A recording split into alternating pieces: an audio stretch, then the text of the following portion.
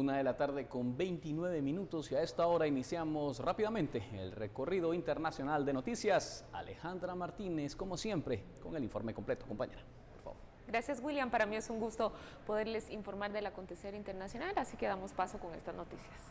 El presidente venezolano Nicolás Maduro pidió la renuncia a todo su gabinete tras la contundente victoria de la oposición en las elecciones legislativas del domingo. Tras el fuerte revés electoral sufrido el pasado domingo a manos de la oposición, el presidente venezolano Nicolás Maduro anunció una nueva etapa de la revolución socialista. Pidió la renuncia de su gabinete para reestructurar el gobierno. Y quiero anunciar que producto de todo este proceso de revisión y reimpulso, le he pedido al Consejo de Ministros que pongan su cargo a la orden para hacer un proceso de reestructuración, renovación y reimpulso profundo de todo el gobierno nacional, de todas las áreas de gobierno, de todos los ministerios. Según el último boletín de la autoridad electoral, la oposición obtuvo 112 escaños contra 55 del derrotado oficialismo en una Asamblea Nacional de 167 diputados. La coalición Mesa de la Unidad Democrática alcanzó la mayoría calificada de los 2/3. Nunca antes la oposición tuvo tanto poder. De acuerdo a la dirigencia opositora, su agenda se centrará en la reconciliación nacional y atender la crisis económica y social del país. Y siempre en Venezuela, el presidente Maduro promulgó un decreto para evitar que los restos del expresidente Hugo Chávez sean profanados. El presidente venezolano Nicolás Maduro promulgó un decreto para evitar que los restos del exmandatario Hugo Chávez sean profanados en el cuartel de la Montaña, en el oeste de Caracas. Lo hace por medio de una ley habilitante aprobada por el legislativo que le da superpoderes hasta fin de año. La medida se adopta luego que el oficialismo perdiera el control del Parlamento ante la oposición, que desde enero lo dominará con una mayoría calificada de 2/3. He decidido por ley habilitante entregar el cuartel de la Montaña a la Fundación Hugo Chávez y a partir de su publicación en decreto, esto le pertenece al pueblo venezolano por los siglos futuros de los siglos, para que lo sepa la derecha contra la revolución. El chavismo recibió un duro golpe en las elecciones legislativas del domingo. Con las 2/3 partes del legislativo, la oposición puede convocar referendos, una asamblea constituyente, remover a magistrados y rectores electorales y hasta propiciar una salida anticipada de Maduro.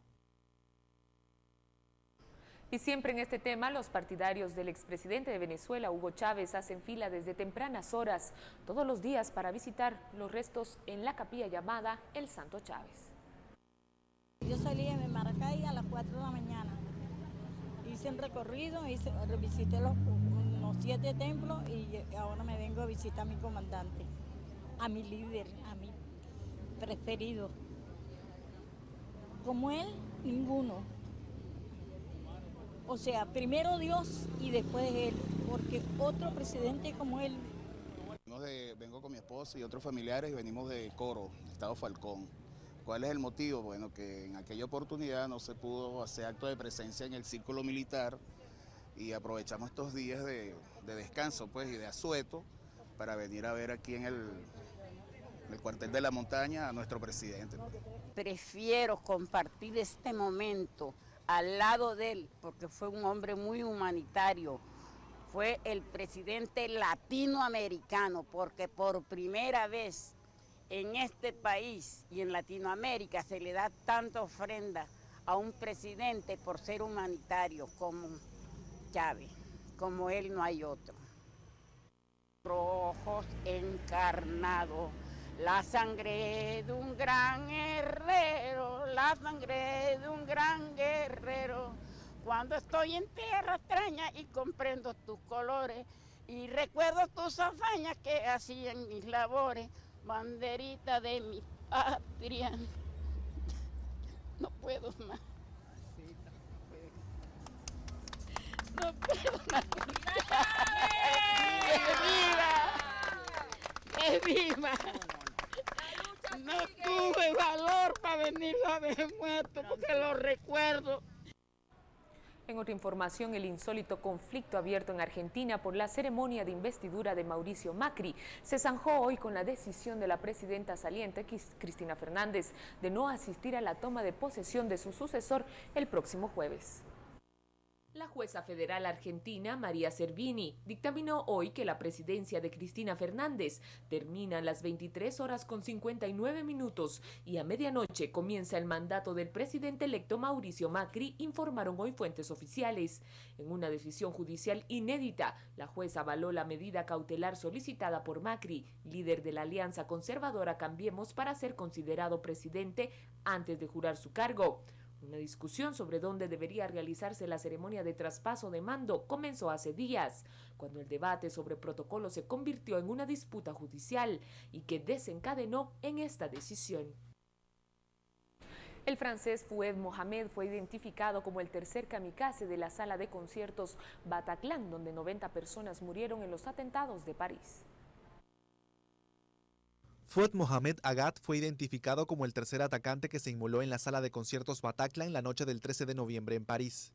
Una fuente cercana a la investigación indicó que la comparación de su ADN con la de sus familiares permitió su reconocimiento. Se trataría de un francés de 23 años que había partido a Siria a fines de 2013 junto a su hermano y un grupo de amigos. Fueron reclutados por uno de los principales captores de yihadistas franceses a través de las redes sociales. La mayoría de los jóvenes fueron detenidos en 2014 a su vuelta a Francia, pero Agat permaneció en Siria, indicó una fuente policial. Los otros dos kamikazes de la sala de conciertos ya habían sido identificados. 90 personas murieron durante la operación en el teatro y 40 más en los otros atentados registrados en la capital francesa. Al menos 37 personas murieron y 35 resultaron heridas tras el ataque de un comando del Talibán contra el aeropuerto de Kandahar, al sur de Afganistán. 11 combatientes del Talibán atacaron el aeropuerto de Kandahar, la gran ciudad del sur de Afganistán. Durante el asedio se produjeron enfrentamientos contra las fuerzas de seguridad que dejaron 37 personas muertas y otras 35 más heridas. El Ministerio de Defensa informó que 9 de los agresores fueron ultimados. Los combatientes utilizaron a civiles como escudos humanos, lo que complicó el contraataque, indicó una fuente de seguridad. El Talibán reivindicó la operación contra el aeropuerto, que incluye una zona residencial civil y una base conjunta de la OTAN y el ejército afgano. Civiles y rebeldes sirios empezaron a evacuar esta mañana el último barrio de Homs, tras un acuerdo con el gobierno de Bashar al-Assad, que pasa a tomar el control de la ciudad. Centenares de civiles y rebeldes sirios empezaron a desalojar el último barrio de la ciudad de Homs, que estaba bajo su control. La medida forma parte de un acuerdo con el gobierno de Bashar al-Assad.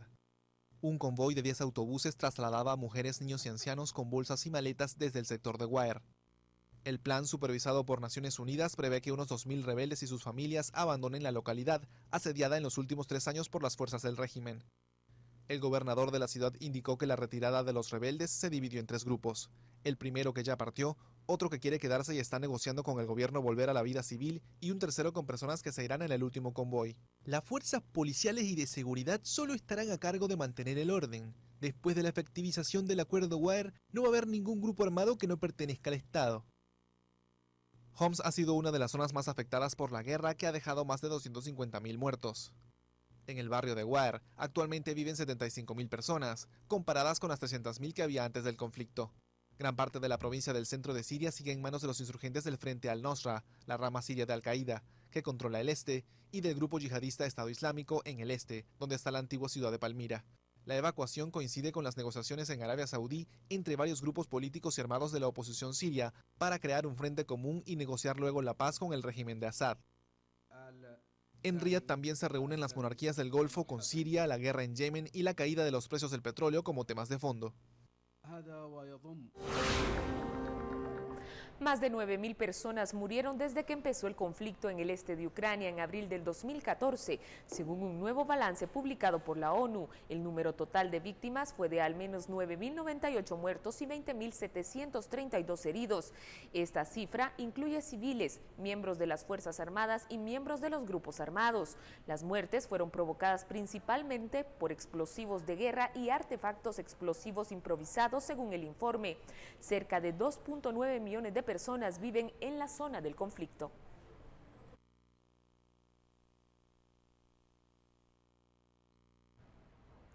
Esto fue todo del acontecer mundial hasta esta hora. Los espero con más información a las 6:09 de la noche. Gracias, Alejandra. Le recordamos que a partir de las 2 de la tarde, Canal Guatevisión tendrá una transmisión especial que tiene que ver con las tradiciones de Navidad, con la salida de la procesión de la Virgen de Concepción en una transmisión en vivo y en directo desde la Catedral Metropolitana, comandada por nuestro compañero Renato Martínez. Usted no se podrá perder parte de estas tradiciones guatemaltecas. Vamos a la pausa comercial, regresamos en unos instantes con más noticias.